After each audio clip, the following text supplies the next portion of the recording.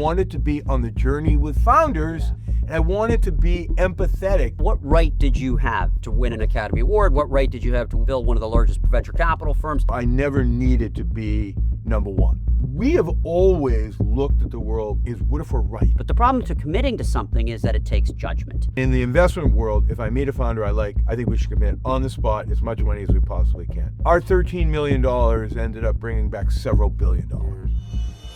This is The Founder Mindset with Reza Satchu. The founder mindset is not just about starting a business. It's a way of living. At its core, what it enables a person to do is to do the thing that every human being wants, to have a positive impact on the people that they care about. In this podcast, what we are going to do is meet with some of the greatest founders, some of the people that have had the most improbable journeys, who have lived with the founder mindset. What does it take to be a founder? David Fialkow built companies from scratch, sold them, and now, as co-founder of General Catalyst, which manages over $43 billion in assets, supports the next generation of founders. His edge is simple: spot conviction early and help it scale into lasting impact. David Fialkow, welcome to the Founder Mindset. So you clearly have led a transformative life. Like when I look at where you started, where you are today, it's a pretty remarkable journey, okay? And so let's wind the clock back. I have a theory that much of who we are and what we want to accomplish has to do with childhood experiences and trauma, okay? Obstacles, potentially not of our own choosing, that we experienced as a child, okay? So give us a window into David Fialkow as a kid. What was happening? Very little trauma. My parents were extremely supportive of me doing anything I wanted. My dad was a lawyer. He was the assistant attorney general. He was a lawman, and he was very straight down the middle of the fairway. And my mother was just kind of a cool groovy. And to them, they always encouraged me to do my own thing. Right. And they were not performance-driven parents. I never got good grades. So they didn't expect that. What they always wanted me to do is be curious and be a great person. And so I over-indexed toward the creativity side of my life versus the academic side, number one. Number two, I was very fortunate that I had good athletic skills, and sports gave me an opportunity to have self-confidence as a young person. So while some people may have got self-confidence by getting an A, my parents would celebrate when I got a B or a C. Amazing, you did really well. Even though they may have been disappointed, they never discouraged me because I wasn't doing well. And instead, they celebrated the other things. Were you disappointed with your academic performance? I was not. I had learning disabilities. I knew that I didn't read and write as well as other people. And then I had this radical experience in my first year of college that really transformed my life, which was I went to college. I was really excited to play sports, excited to meet people. You were a hockey player. I was a hockey player, excited to do all these things. And then that memorable day, right when the first day of classes started, Dean came to me and said, "You know the conditions by which we accepted you to college." And I said, "Yes, I have to work 3 days a week in the lunchroom. Or in the cafeteria." And she said, "No, you have to take English as a second language." And I said, "I think you're confused. I'm David Fialkow. I was actually born in Boston." And I made a joke, like the Three Stooges. Were you born in the United States? And Mo said, "No, I was born in Milwaukee." Right. And I was like, I made a joke about it. She said, "No, you got under like a 400 on your SAT. And we were happy to take you, but you're going to take English as a second language." And I was like, felt very defeated. Yeah. I was like, wow, my ego went to zero. And I went to class. I called my mom. She said, "It'll be fine." And I got to class, and there was a whole bunch of kids who did not speak English.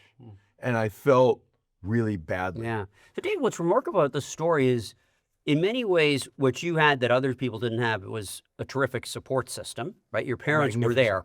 But the reality was your output was poor at that time. Correct. Right? By any measure, meaning you didn't finish college, people were saying you should be taking English as a second language, and your scores were low.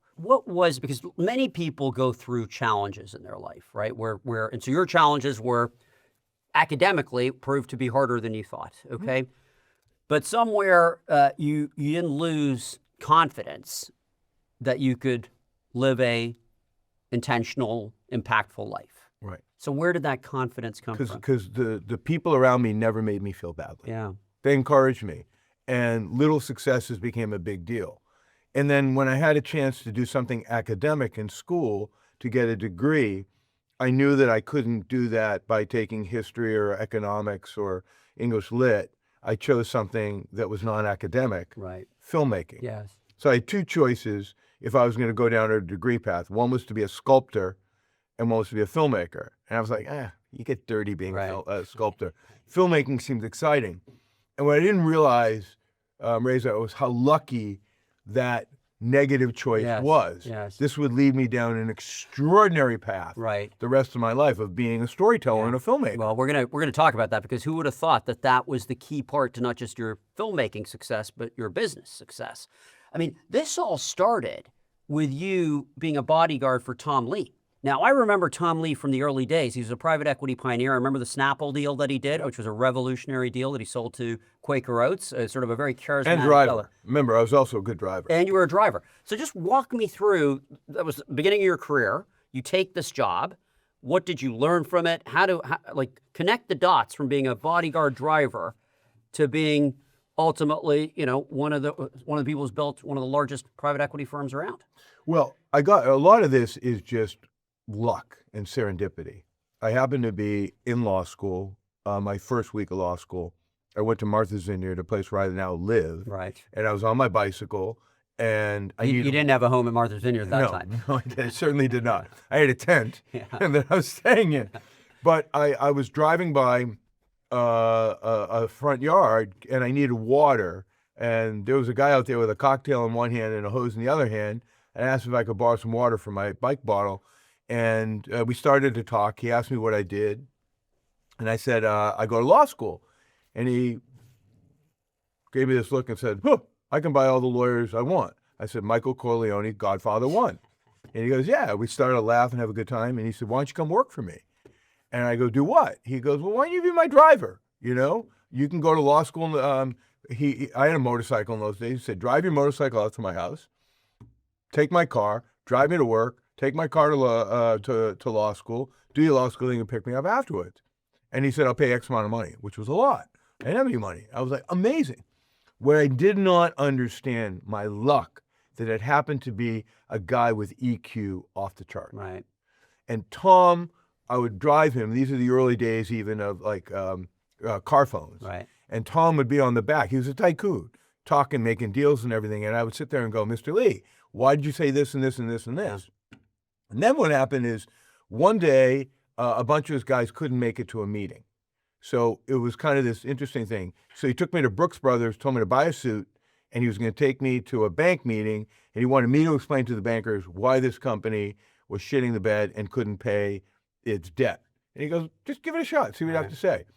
And I did a really good job of explaining to them that this was a momentary lapse of economic value, and we would recreate value long term. Yes. And he goes, you should come work on my investment team. I was like, that was my break. Yeah. Now, if I look back, was I willing to go work in a shit job to get a better job? I didn't even know it. Yeah. I just took a job because I needed Well, look, money. I think luck's interesting, because when I hear that story, sure, there's a little luck. But what I also see is a kid who's willing to take a risk, trust their judgment, and do something that is sort of unconventional, and that is soak up as much information as they can, such that when the opportunity strikes, you can hit it. What I really learned was mentorship, something that you and I spend a lot of our time on.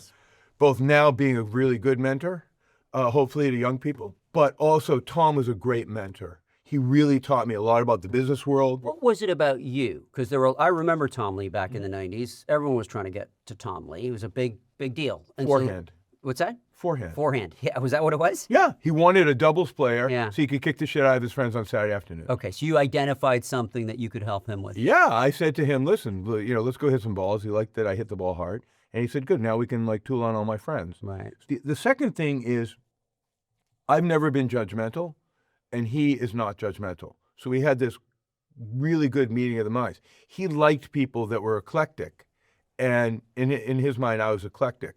But what ended up happening is I told him I wanted to leave to start a business. And instead of saying, oh, you should stay and do this, he helped my journey. Right. He said, if you're going to go start a business, I want to back you. Yeah. I didn't want to get backed by him, but he was incredibly helpful to me and my So David, partner, I think you Joel. and I share this as mentors and as people who benefited from mentors. What mentors want to see in someone is someone that they trust, right? Deep down, they have to trust this person. Two, someone who they just have fun with. So Tom clearly trusted you, had fun with you, played tennis. The question I have is, I think the third thing that's equally important is they have to see in you something really great that might happen, that you have the capacity to do something extraordinary. Okay. So what did Tom see in you back then? I think when he took me to that meeting and he saw that I could wing it, and I had no idea, I had no financial background, I had no nothing, but I could tell a compelling story, he thought maybe there was promise, number one. Number two, he liked the fact that even though he was in an industry that had staid people, I may be somebody who would be willing to break the mold and be a bit more bold and eclectic in how I approach this business. So key for a founder is sort of having their confidence being in excess of their capabilities. Absolutely, that's critical. Okay, so it strikes me that you had that early on, and this is an example where you had no right to go into that meeting and do the thing you did. So where did this confidence come from? I think that the confidence came from the fact that I always believed that if I did the right thing by people, great things would happen.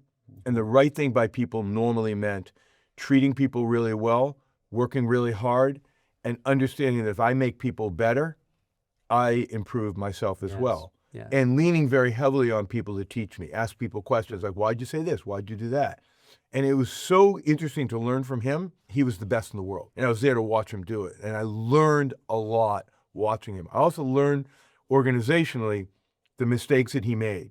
You know, he named his firm Tom Lee. Yes. Okay? He had 4 firms named Tom's Lee because 4 times that firm blew up. Right. And his partners wanted to go do other things. And I learned early on to be super inclusive, both economically, strategically, decision, etc. That I'm going to build a leadership team where I may play a leadership role, but I want to promote other people to feel that they own the outcome as well. right. And Tom did not do that. But if I look at the venture capital business, Joel and I started, we said, D, here's the problem. We know nothing about technology.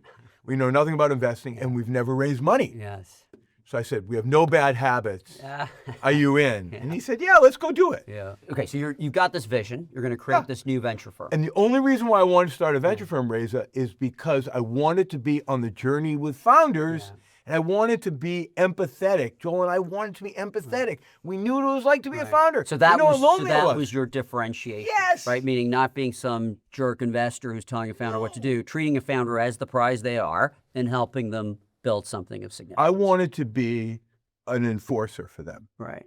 You know, Right. I grew up as a martial arts kid. I was a hockey kid. Right. I was very accustomed to being in confrontation, and I felt very comfortable that if we were to back founders, we could do a great job with them. We didn't know a lot about their business, but that didn't matter. But the remarkable thing is, you can imagine that this doesn't overwhelm the fact that you have no track record, right? Like you have this sort of interesting strategy, which may or may not work, who knows? You have no track record. And so talk to me about, like, you know, the depths. Like, at what point did you go on this journey and you just thought, you know what, this just isn't going to work, right? Like, tell me the moment where it really felt like this was a pipe dream and how you got over that. You know, Joel has been my best friend since I was 5 years old. Okay? This is your co-founder. The co-founder of everything I've ever done. Wow. And he's somebody that is so loving and supportive of me. And he always made me feel good even when things didn't go well. He tends to be much more conservative than me, and he just makes everything work out. He's somebody that says, just tell me what you want to do, and let me help you get it to how we do it. And then let's work together and make it happen. So having that kind of support, and I had a wife that was super supportive of me, and I just felt that we weren't going to fail. We would get it right. So there was never a day, we laugh about this all the time, there was never a day we didn't think it was going to work. Never one day where we were dejected and despondent, and we found ourselves in a bar, you know, drinking like this isn't going to work. We never felt that way. We said we just got to keep going and going and going. And the reason why is we were motivated by more than just money and success.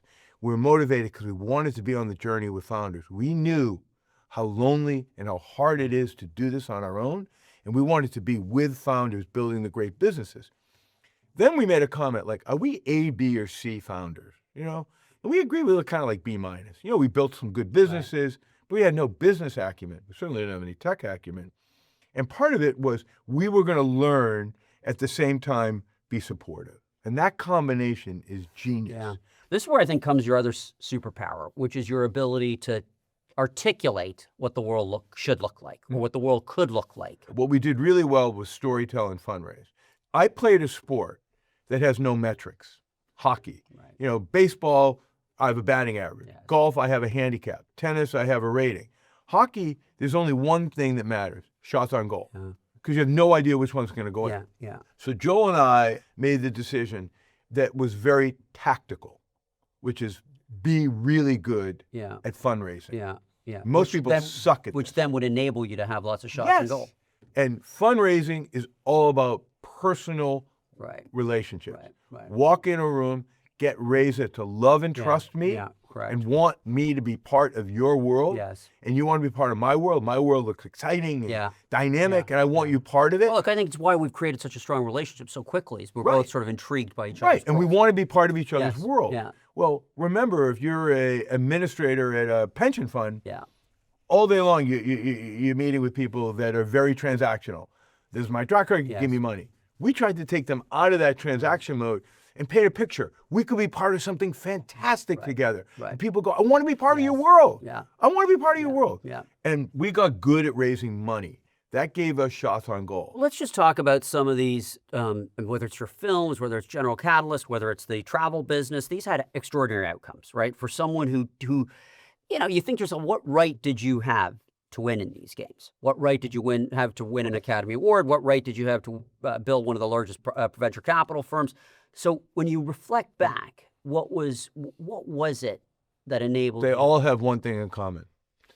I was a creator who attracted super great talent that would be the leader. Mm-hmm. So I never needed to be number one.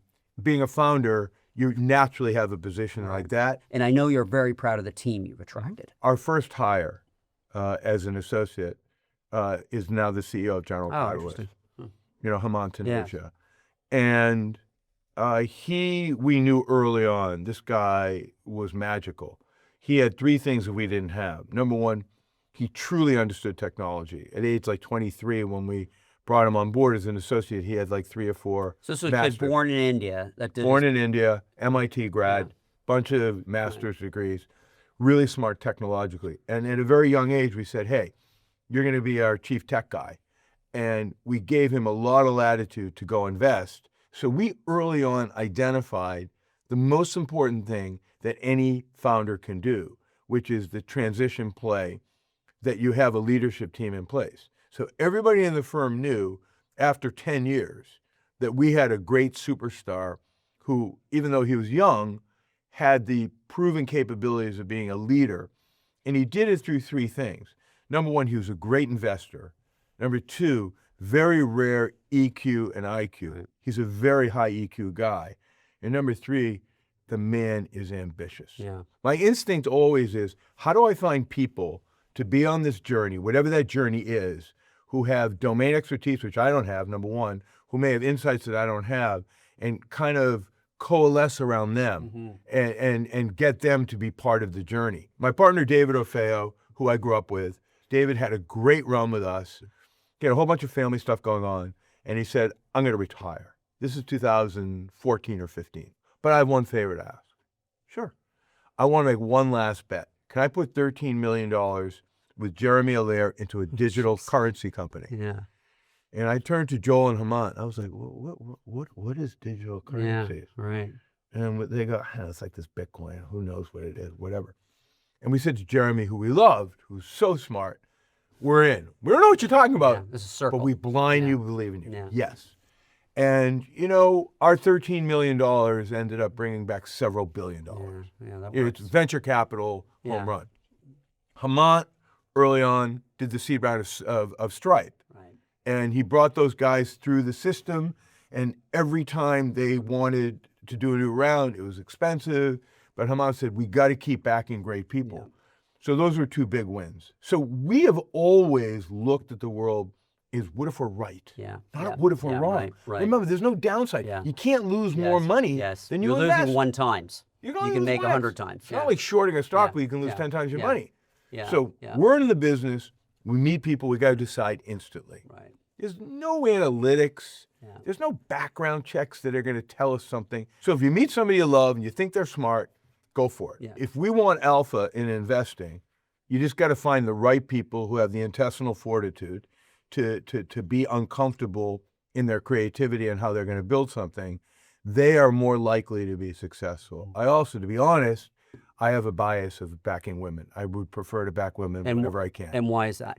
For 2 reasons. Number one is I think it's a greatly overlooked strength of our economy is we have all these brilliant, motivated young women who want to go do things, and still it's harder for them to get funding and to become founders of companies. So here's what I say as someone who has run founder development programs now for over 25 years is if I have a man and a woman who have done the same thing, I know it's harder for the woman to have got there. 100%. Okay, so I'll let that woman in. It's the same thing I would say for the most part, someone who comes from a better socioeconomic background versus someone who's come from worse, someone who's an immigrant who's not. I mean, it's not always true, but you Good rule of thumb. You sort of think to yourself, okay, that person to get to this phase has had to overcome more. Okay, let me close on a question around commitment and anxiety. Okay, so I have a thesis that our world. I'm good at both of those. Are you? Good. We're going to talk about both of them. So I have a thesis, which is our world is increasingly viewing commitment as a sacrifice and not as a superpower. Okay, so you're seeing this in all sorts of ways: decline in marriage, decline in home ownership. Also, just as people think about what I call the curse of optionality, which is it is true every option has value, but the problem with collecting a bunch of options is you never figure out what you're truly capable of. Correct. Because you don't commit to any one thing. Okay, but the problem to committing to something is that it takes judgment, and relying on your judgment to do things can be. That's a very interesting way to look at it. It can lead to real anxiety. Okay. Now, my view around anxiety or this fear of the unknown or uncertainty is I've come to a point in my life where I realize I crave it and I need it. Okay, because it's in those moments of discomfort or uncertainty where there's real return. Okay, so I've trained my mind to think not of risk as a negative, but risk is the opportunity to solve something and to build something remarkable. Okay, so but I'm acutely aware that we're all dealing with this discomfort as founders. Tell me how you think about discomfort and anxiety. So I don't have a lot of anxiety about decision making because I don't revisit my decisions. I make a decision and I don't have angst about the decisions. And I tend to make them on real time. If somebody calls me up and says, do you want to do this? I say yes or no and don't think about what I could have done. And in the investment world, if I meet a founder I like, I think we should commit on the spot as much money as we possibly can. We can only be wrong, and there's no negative of being But just wrong. to pause there, that's a terrific attitude, right? Meaning I mean, most people are paralyzed. I'm lucky, right? yeah. Meaning you take my phrase, which is if in doubt, act to an extreme, which is most people when there's imperfect information or uncertain resources, they just sit on the sidelines and wait for more information. What if you put people around you that weren't judgmental and encouraged you to go for it? Mm-hmm. And that's where I've been really lucky. You talk about commitment. I've been married to Nina for 36 years. Joel's been my best friend since I was 5. Yeah. The guys I started General Catalyst with were my guys I went to high school with. Yeah. Okay? I believe in long-term Well, relationships. David, what you don't know, it's why you're so happy. Okay? Right. So my question to you, and my last question is what commitment would you be willing to make on the Founder Mindset podcast around something that you would like to have happen in your life where you can either benefit yourself or the rest of the community going forward? Like if you think about something you would like to commit What do to. I want to put a stake in the ground? Yeah. Number one, I have an absolute love affair with my wife. And the fact that she runs our film business and has been so successful Yeah, she sure has. has been joyful. Yeah. And So you want to continue to support her on that. Well, and watching her really get a spring in her capabilities and seeing how successful she is and seeing that she is one of the most talented filmmakers in the world. Leave aside that we've won a couple of Academy Awards and other things. I don't judge it that way. The storytell that we're doing is super important, Reza, because we're telling stories of truth to power. Yes. My favorite story about Nina is we met a woman who was victimized by a cult called Nexium, a guy named Keith Raniere. And we did a film about the cult, and we sold it to HBO. They liked it so much, we did a 14-part series on it. And we were 3/4 of the way through. Nina looked at me and said, we should go after this guy. And Nina got the authorities to charge and convict him. And she sat in the courtroom for 3 weeks in August, 3 years ago. And the guy, Keith Raniere, got 99 years in jail. Amazing. Well I said, done. okay, that's the round trip. Yeah, that It's is not, the round trip. That's the impact. That's the definition of impact. Yeah. Okay? The second is I look at the venture world. Look at the job creation. My favorite story around returning money is I do a retreat twice a year on Martha's Vineyard where I bring founders and LPs together. And about 5 years ago, we had a retreat on the vineyard, and one of our biggest LPs, a guy named Andy Golden, who runs the Princeton Endowment, was sitting at dinner, swilling his glass with wine. He said, I want to make a toast to somebody that's been transformational to Princeton. And I said, I'm honored. He said, no, not you, him. Founder goes, why me? He said, because General Catalyst put $10 million in your company, Dialogics, And returned several $100 million. The $40 million that you gave Princeton for our $1 million investment Yes. is Built 40 XYZ. full-time scholarships it's a at beautiful Princeton. thing. Yeah. There's a chance, young man, Yeah. that you may have cured cancer. Could How you important. imagine a Great. young Yeah. founder Yeah, it's amazing. sitting there listening Amazing. to the head Yeah. of the Princeton Endowment, Yeah, Reza, it's fantastic. saying, you may have cured cancer? Yeah. We're all crying. Yeah. And I said, that's the Yeah. pinnacle. Yeah. That's what Yeah. venture capital is Yeah. about. Yeah. Great return. Yeah. People made money. Right. But it had impact. It wasn't a ball bearing factory Yes. that got sold to another Yes. private equity firm. Yeah. So the commitment I want to make, you asked me for it, is there are 7 isms of my life, okay? And I'll repeat it. Number 1 is happy wife, happy life. Yeah. I think we all have to understand how important it is to take care of those around us. Mm-hmm. The second one is no one is spared. It rains everywhere. Rich, poor, black, white, fat, thin, no matter what. You are going to have adversity in your life. Just share of the inevitable crisis. It's going to happen. Yeah. Get through it and Yeah. be prepared for it. Yes. The third is with power comes Yes. responsibility. Agreed. If you want to lead, you got to be prepared to take on the responsibility of taking care of others. Yes. Number 4 is my favorite. Adversity does not teach character, it reveals it. Yes. I have learned a lot, and you've learned a lot. Yes. When the chips are Yeah. down, Who's there? who's there, Yeah. and who's going to take care Who's of you. behaving in what way? Yeah. All right. Yes. Number 5 is just a very tactical thing. Share the dilemma. Yeah. Whenever there's a problem, bring other people in. Yes. Whether you're late for an appointment, whether you have a health problem, whether you have a challenge with a kid, no matter what, let other people around you know that they you're can help you. struggling Yeah. and let them be helpful to you. Yeah. Number 6, which is super important, is have fun. Yeah. Right. Make the journey great. And number 7 is a little personal for me. Dress British, act Yiddish. Okay, well, with that, that's a great way to close. But thank you, David. Thank you for being It's here. an been a honor to be pleasure. here today. My Thank you. pleasure. That's fun, buddy. You've been listening to The Founder Mindset with Reza Satchu.